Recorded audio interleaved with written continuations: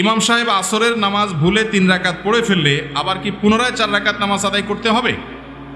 ইমাম সাহেব আসরের নামাজ বা জোহরের নামাজ বা এশার নামাজ যে কোনো নামাজ যত রাকাত পড়ার কথা তার আগের রাকাতে বসে গেছে, 4 রাকাত আরেকটা 3 রাকাতে বসে গেছে। মুসল্লি হিসাবে, মুক্তাদি হিসাবে আমরা পিছনে যারা আছে তারা লোকমা দেব। কি দিতে হবে? ভুল ধরায় দিতে হবে। ভুল ধরাবেন কি বলে? মাশাআল্লাহ, এলাকার মানুষ তো অনেক ভালো জানে, দেখা যায়। সুবহানাল্লাহ, আল্লাহু আকবার, মাশাআল্লাহ মাশাআল্লাহ। এই মাশাআল্লাহ তো বেশিরভাগ মানুষ জানে না, আপনারা কিভাবে জানলেন? আমাদের দেশে বেশিরভাগ মানুষ ইমাম সাহেব লোকমা দেয় আল্লাহু আকবার দিয়া। আল্লাহু আকবার দিয়া না, কি দিয়া লোকমা দিতে হবে? সুবহানাল্লাহ দিয়ে। কেন জানেন?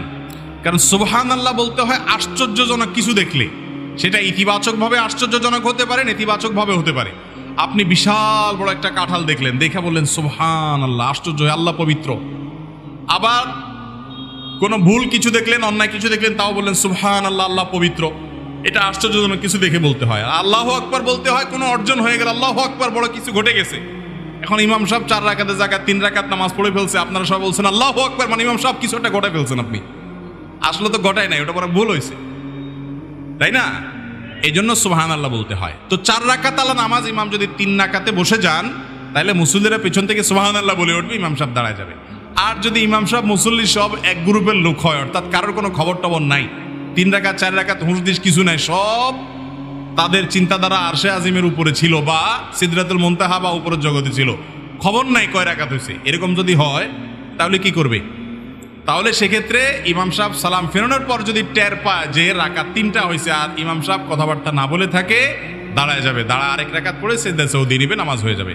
আর যদি কথাবার্তা বলছে, উঠা বসা করছে, এদিক সেদিক গেছে, এরপরে ধরা পড়ছে রাকাত সংখ্যা কম ছিল, তাহলে এবার কি করবে?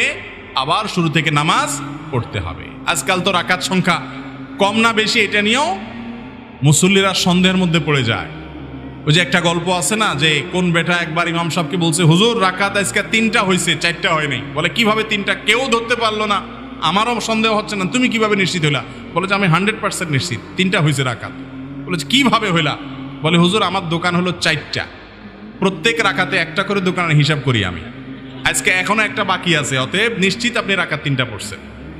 তো এইরকম একটা জামানার মধ্যে আমরা এখন চলে আসছি না, আসি নাই? আল্লাহ তাআলা আমাদেরকে মনোযোগের সাথে নামাজ আদায়কারী হওয়ার তৌফিক দান করুন।